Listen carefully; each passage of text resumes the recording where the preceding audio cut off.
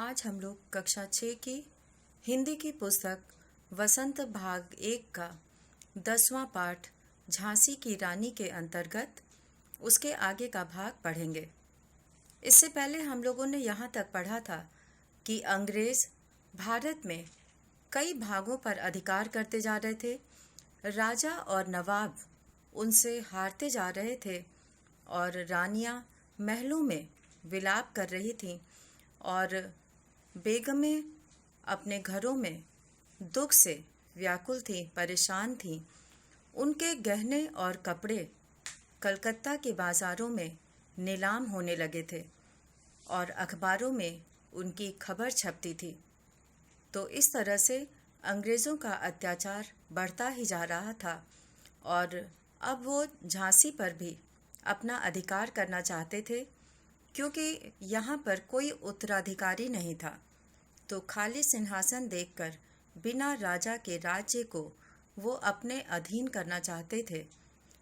इसके बाद क्या होता है आज हम लोग देखेंगे इस पाठ में आगे की पंक्तियों में।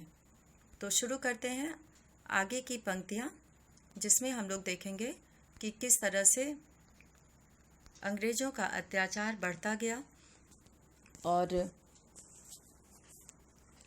आगे जो पंक्तियां हैं उनमें ये कहा गया है कि कुटियों में थी विषम वेदना, कुटियों में थी विषम वेदना और महलों में आहत अपमान। और इसके बाद वीर सैनिकों के मन में था अपने पुरखों का अभिमान। यहाँ पर विषम शब्द आया है, विषम वेदना। विषम वेदना का अर्थ है कि बहुत अधिक दुख। और आहत, आहत का अर्थ है घायल, जख्मी। और अपमान यानी कि अंग्रेज़ों के द्वारा ये बहुत ही अधिक अपमान था कि कुटियों में थी विषम वेदना। अंग्रेज़ों द्वारा भारत को अपने कब्ज़े में करते जाने से लोगों के मन में गहरा रोष था, दुख था और झोपड़ियों में रहने वाले व महलों में रहने वाले कष्टपूर्ण जीवन झेल रहे थे। तो इस तरह से यहाँ पर वीर सैनिकों के मन में था अपने पुरखों का अभिमान। यहाँ के सैनिकों के मन में अपने पूर्वजों के लिए, पुरखों का अर्थ होता है पूर्वज, और जो पहले के लोग होते हैं उन्हें पूर्वज कहते हैं। और यहाँ पर एक शब्द आया है रणचंडी। रणचंडी का अर्थ है यहाँ पर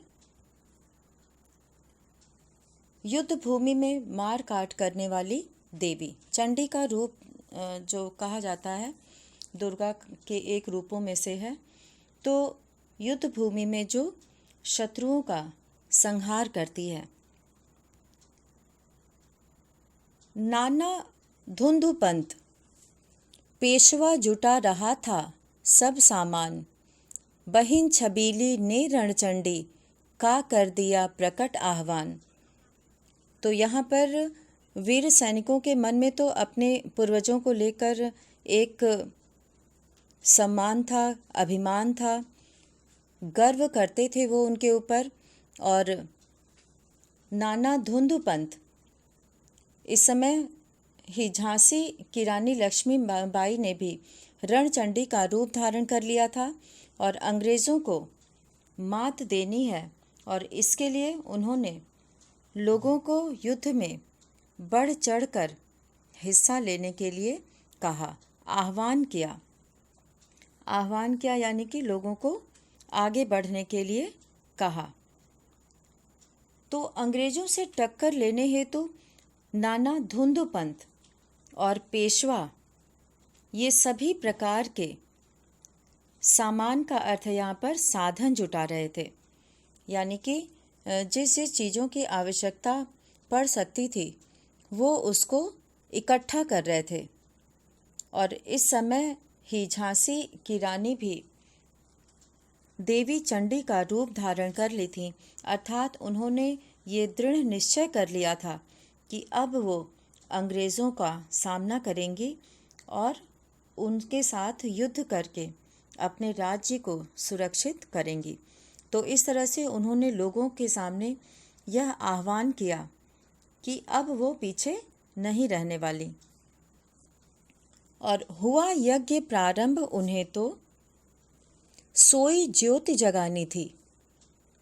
बुंदेले हर बोलों के मुँह हमने सुनी कहानी थी, खूब लड़ी मर्दानी वह तो झांसी वाली रानी थी।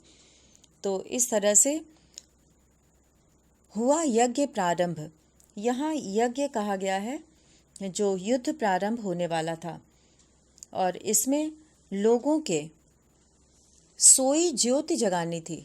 लोगों के सुप्त हृदय में, सोए हुए हृदय में स्वतंत्रता की, यहाँ पे ज्योति से मतलब है चिंगारी, यानी कि स्वतंत्रता की चिंगारी जलानी थी। और लोग भी उनके साथ मिलकर अंग्रेज़ों का सफाया करने हेतु, उनका सामना करने हेतु, उन्हें दूर भगाने हेतु तैयार थे।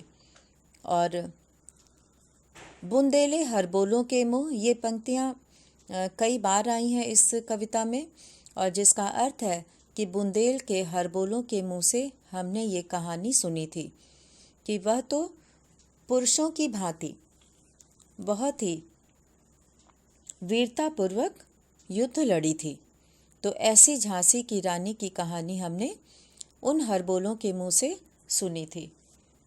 तो इस पंक्तियों में ये देखा गया कि झांसी की रानी ने, यानी कि लक्ष्मीबाई ने पूरी तरह से तैयारी कर ली थी अंग्रेज़ों का सामना करने की और अपने लोगों को युद्ध के लिए तैयार करने के लिए, ताकि वो इस स्वतंत्रता की चिंगारी को आगे और प्रज्वलित कर सकें और लोग इसमें ज़्यादा से ज़्यादा आगे बढ़कर हिस्सा लें।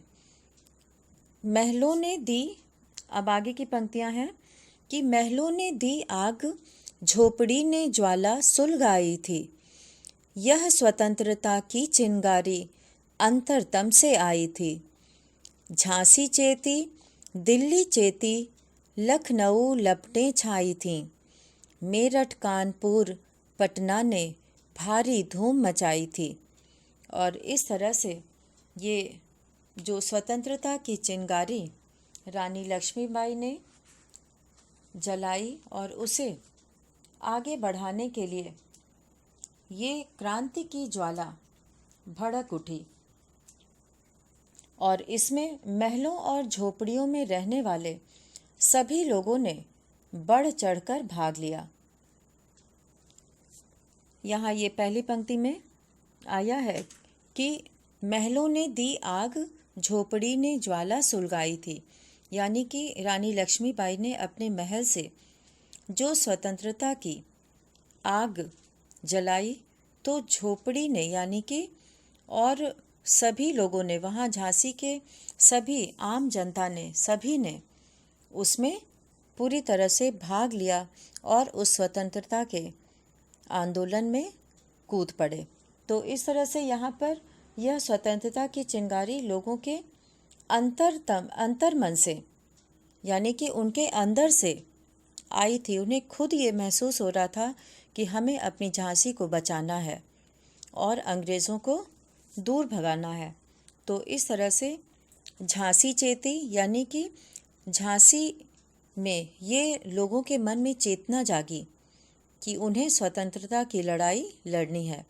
और फिर इसी तरह से दिल्ली, लखनऊ, मेरठ, कानपुर और पटना में क्रांति की लहर दौड़ गई। तो ये महलों से जो शुरुआत हुई वह लोगों तक पूरी तरह से, लोगों के बीच हलचल मच गई अपनी स्वतंत्रता को लेकर, अपनी स्वाधीनता को लेकर। जबलपुर, कोल्हापुर में भी कुछ हलचल उकसानी थी। बुंदेले हरबोलों के मुँह हमने सुनी कहानी थी, खूब लड़ी मर्दानी वह तो झांसी वाली रानी थी। तो यहाँ पर चेतना का मतलब होता है कि जानना, सावधान होना और जागना। और धूम मचाना मतलब चारों ओर किसी बात का प्रभाव पड़ना। और यहाँ पर एक शब्द है उकसानी थी। उकसाना मतलब कि बढ़ने के लिए उत्साह जागृत करना और इसको और आगे बढ़ाना, लोगों को इसके लिए उकसाना, यानी कि उनको भी इसमें शामिल करना और आगे बढ़ाना। और इस तरह से ये सभी लोग सचेत हो उठे थे, जाग उठे थे। और यह कहानी बुंदेल के हरबोलों के मुंह से सुना था कि सन 1857 की क्रांति में अंग्रेज़ों के विरुद्ध रानी झांसी ने बढ़ चढ़कर भाग लिया था और खूब लड़ी थी, अर्थात वो पुरुषों की भांति उन्होंने युद्ध किया था। अब इसके बाद की पंक्तियां हैं कि इस स्वतंत्रता महायज्ञ में कई वीरवर आए काम, नाना धुंध पंत तांतिया चतुर अजीमुल्ला सरनाम, अहमद शाह मौलवी ठाकुर कुंवर सिंह सैनिक अभिराम, भारत के इतिहास गगन में अमर रहेंगे जिनके नाम। तो यहाँ पहली पंक्ति में आया है महायज्ञ शब्द। महायज्ञ का अर्थ है कि महान कार्य। यहाँ पे ये लोग महान कार्य करने जा रहे थे, अंग्रेज़ों से भारत को मुक्त कराने का। और इसमें उन्होंने वीरवर यानी कि बहुत से श्रेष्ठ वीर, यहाँ पे कहने का मतलब है बहुत से श्रेष्ठ वीर जो इस युद्ध में भाग ले रहे थे और इस स्वतंत्रता की लड़ाई में तैयार खड़े थे। तो इस स्वतंत्रता महायज्ञ में कई वीरवर आए काम। और यहाँ पर इन पंक्तियों में उनके नाम बताए गए हैं, जिसमें नाम थे नाना धुंधुपंत तातिया, यहाँ पे तात्या टोपे को कहा गया है, और चतुर अजीमुल्ला सरनाम, अजीमुल्ला खां, और अहमद शाह मौलवी, और ठाकुर कुंवर सिंह, और सैनिक अभिराम। अभिराम मतलब सुंदर। यहाँ पे अभिराम से मतलब है सुंदर, मनोहर। ये सभी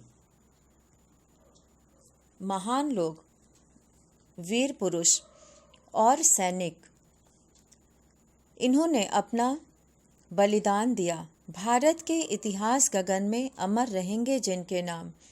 ये सभी लोगों ने भारतीय इतिहास में, यहाँ पे गगन कहने से मतलब है भारत के इतिहास रूपी आकाश में, यानी कि भारत के इतिहास में हमेशा इनके नाम अमर रहेंगे। लेकिन आज जुर्म कहलाती उनकी जो कुर्बानी थी, बुंदेले हरबोलों के मुँह हमने सुनी कहानी थी, खूब लड़ी मर्दानी वह तो झांसी वाली रानी थी। यहाँ पे कहा गया है कि लेकिन आज जुर्म कहलाती। जुर्म का मतलब है यहाँ पे अपराध, यानी कि गलत काम, जुर्म। तो ये आज वो अपराध कहलाता है। उनकी जो कुर्बानी थी, अर्थात उन्होंने जो कुर्बानी दी, शायद उनकी देश हेतु ये जो कुर्बानी थी वह उनका बलिदान देश हेतु ही था। और इसलिए वे जो है इस जुर्म को, उनके इस कुर्बानी को आज जुर्म कहा जाता है, अपराध कहा जाता है। लेकिन बुंदेले हरबोलों के मुँह हमने सुनी कहानी थी, खूब लड़ी मर्दानी वह तो झांसी वाली रानी थी। तो ऐसा हम लोगों ने उन हरबोलों के मुंह से जो बुंदेलखंड के थे सुना था कि झांसी की रानी लक्ष्मीबाई ने अंग्रेज़ों का डट कर मुकाबला किया, एक पुरुषों की भांति युद्ध किया। तो ऐसा उन हरबोलों के मुंह से हम लोग ये कहानी सुनते हैं। इनकी गाथा छोड़ चले हम झांसी के मैदानों में, जहाँ खड़ी है लक्ष्मीबाई मर्द बनी मर्दानों में। यहाँ पर ये कहा गया है कि इनकी गाथा अर्थात इनकी कहानी, गाथा यानी कहानी, इनकी कहानी छोड़ चले हम, यानी कि हम छोड़ दिए झांसी के मैदानों में, जहाँ खड़ी हैं लक्ष्मीबाई मर्द बनी मर्दानों में। तो यहाँ पर जो पहला शब्द आया है इनकी गाथा अर्थात इनकी कहानी, और हम झांसी के मैदानों में ही छोड़ दिए और जहाँ खड़ी हैं, और आज लक्ष्मीबाई मर्द बनी यानी कि पुरुष की वेशभूषा में। रानी लक्ष्मीबाई ने अंग्रेज़ों से युद्ध करने के लिए अपनी रानी के वेशभूषा को छोड़कर, जिस तरह से एक पुरुष युद्ध में तैयार होकर जाते हैं, वैसे ही रानी लक्ष्मीबाई ने भी अपनी वेशभूषा बदलकर पूरी तरह से एक योद्धा की भांति, एक सैनिक की भांति उन्होंने अपने आप को पूरे तरह से युद्ध के लिए तैयार किया और मर्दों के वेश में पुरुषों की सेना से लड़ रही थी। लेफ्टिनेंट वॉकर आ पहुंचा, आगे बढ़ा जवानों में, रानी ने तलवार खींच ली, हुआ द्वंद्व आसमानों में। तो यहाँ पे द्वंद्व का मतलब है युद्ध, द्वंद्व मतलब युद्ध, लड़ाई, और असमान, असमानों में मतलब कि इन लोगों में कोई समानता नहीं थी। यहाँ पे असमानों में से मतलब आसमान से नहीं है, बल्कि यहाँ पे असमान, समान का मतलब होता है एक बराबर, एक जैसे, और असमान का अर्थ होता है जो एक जैसा न हो, एक बराबर न हो। तो यहाँ पर वर्णन किया गया है कि जब युद्ध के मैदान में रानी लक्ष्मीबाई मर्द बनकर पुरुष की तरह वेशभूषा में युद्ध करने के लिए पहुंची, तो लेफ्टिनेंट वॉकर आ पहुंचा। तो वहाँ पर लेफ्टिनेंट वॉकर आ गया और आगे बढ़ा जवानों में, और वह आगे बढ़कर जैसे ही युद्ध करना चाहा तो रानी ने तलवार खींच ली। तो रानी ने अपनी तलवार खींचकर उनसे लड़ने के लिए तैयार हो गई, और हुआ द्वंद्व, यानी कि दोनों में द्वंद्व हुआ, युद्ध हुआ, और ये दोनों ही असमान थे, एक स्त्री और कहाँ एक पुरुष लेफ्टिनेंट वॉकर। तो इस तरह से इन दोनों के बीच में कोई समानता नहीं थी, फिर भी रानी लक्ष्मीबाई पूरी तरह से युद्ध करने के लिए तैयार थीं और उनके साथ युद्ध कर रही थीं। तो इसमें कवि ने झांसी के मैदान का वर्णन किया है जहाँ की युद्ध हो रहा था, और अंग्रेज़ों ने जब भारत की अनेक रियासतों पर कब्जा कर लिया था तो अब वे झांसी पर कब्जा करना चाहते थे। रानी लक्ष्मीबाई मर्दों के वेश में पुरुषों की सेना से लड़ रही थीं, और उसी समय अंग्रेज़ लेफ्टिनेंट वॉकर आ गया और वह जवानों के बीच में लड़ने लगा, और रानी भी तलवार खींचकर दोनों में तलवार खींच ली और दोनों में घमासान युद्ध हुआ, और रानी पूरी शक्ति के साथ उनका मुकाबला करने लगी। जख्मी होकर वॉकर भागा, उसे अजब हैरानी थी, बुंदेले हरबोलों के मुँह हमने सुनी कहानी थी, खूब लड़ी मर्दानी वह तो झांसी वाली रानी थी। यहाँ पर एक शब्द आया है जख्मी। जख्मी का मतलब होता है घायल, और इस तरह से घायल होकर वॉकर वहाँ से भाग गया और हैरान होकर उसे बहुत आश्चर्य हुआ और वो वहाँ से भाग गया। और इस तरह से बुंदेल के हरबोलों के मुंह से हमने ये कहानी सुनी थी कि वह रानी लक्ष्मीबाई पुरुष के रूप में वीरता से लड़ी। अब आगे हम लोग पंक्तियाँ देखेंगे कि रानी बढ़ी कालपी आई, कर 100 मील निरंतर पार, घोड़ा थक कर गिरा भूमि पर, गया स्वर्ग तत्काल सिधार। यमुना तट पर अंग्रेजों ने फिर खाई रानी से हार, विजयी रानी आगे चल दी, किया ग्वालियर पर अधिकार। अब इसके बाद जब वॉकर वहाँ से चला गया तब रानी बढ़ी मतलब वो वहाँ से आगे बढ़कर कालपी आई और कर 100 मील निरंतर पार, यानी कि 100 मील लगातार चलते चलते उन्होंने पार किया और घोड़ा थक कर गिरा भूमि पर।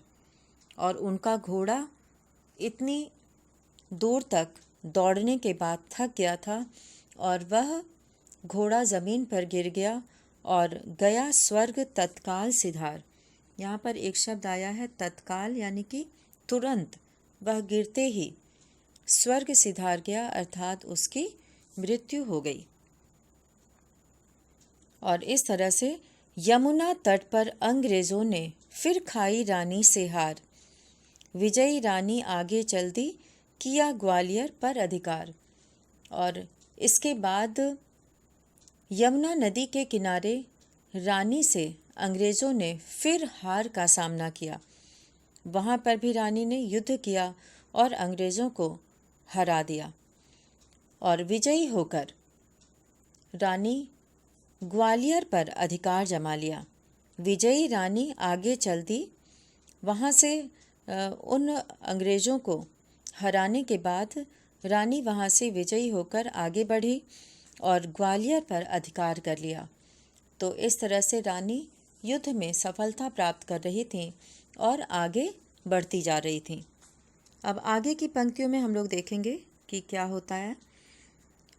अंग्रेज़ों के मित्र सिंधिया ने छोड़ी राजधानी थी, बुंदेले हरबोलों के मुँह हमने सुनी कहानी थी।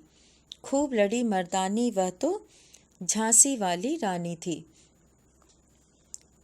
अंग्रेज़ों के मित्र सिंधिया, यहाँ पर अंग्रेज़ों के मित्र जिनका नाम था सिंधिया ने छोड़ी राजधानी थी। यहाँ पे राजधानी शब्द आया है, इसका शुद्ध रूप है राजधानी।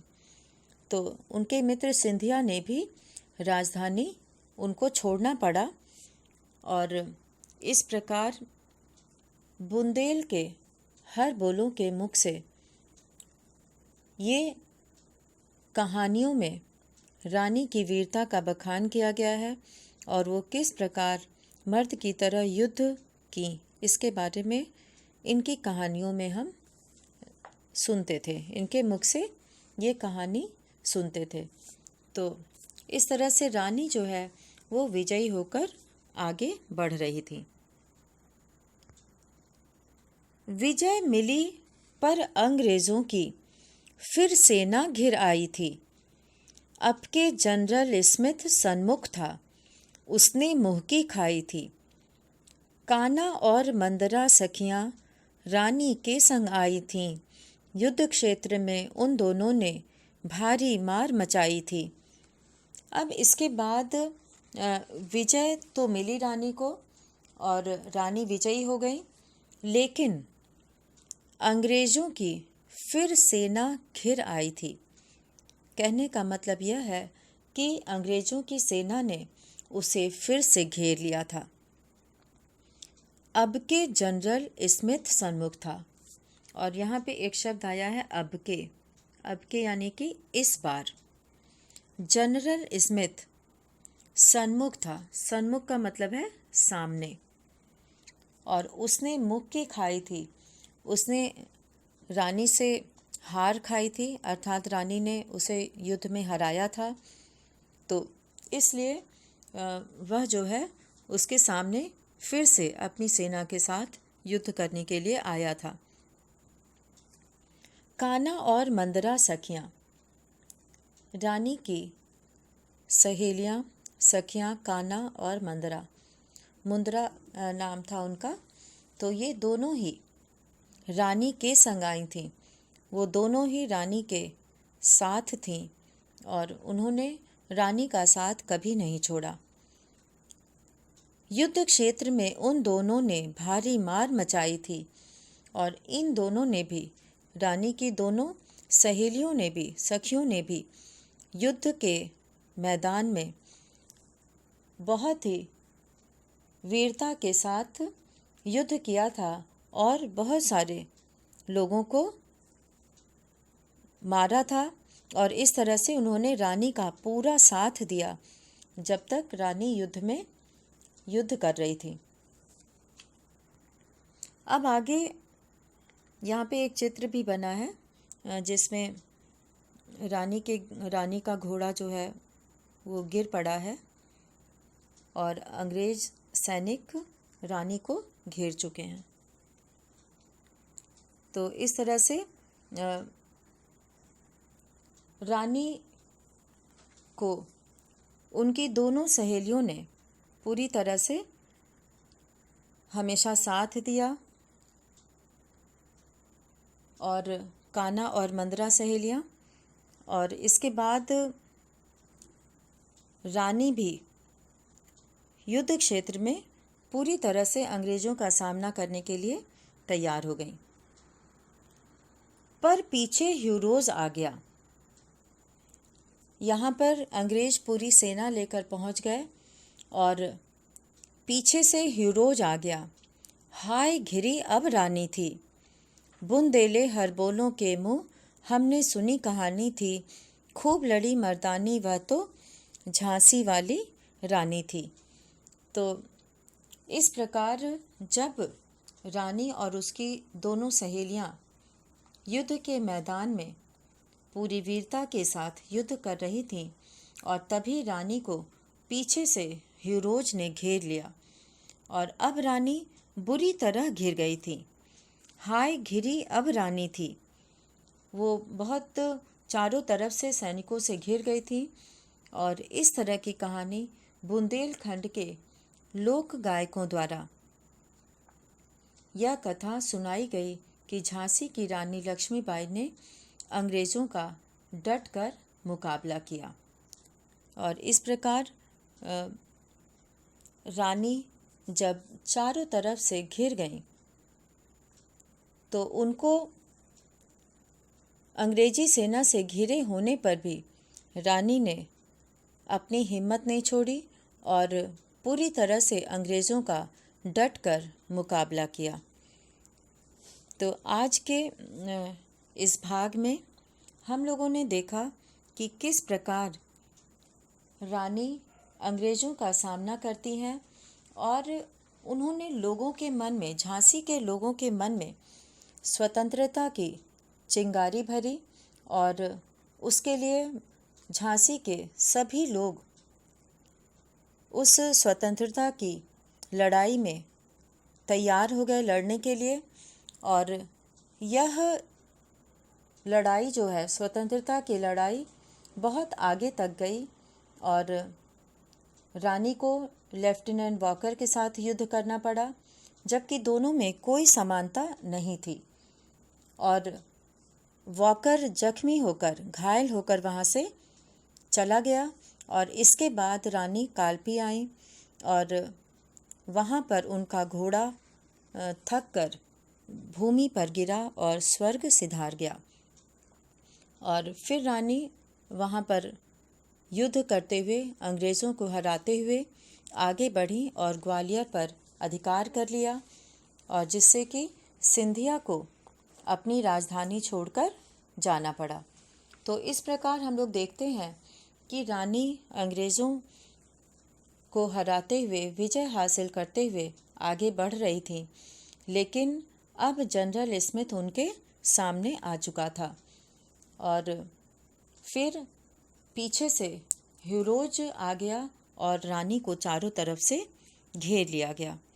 तो इस प्रकार इस भाग में हम लोग इतना ही पढ़ेंगे और इसके आगे की पंक्तियां हम लोग अगले वीडियो में पढ़ेंगे। धन्यवाद।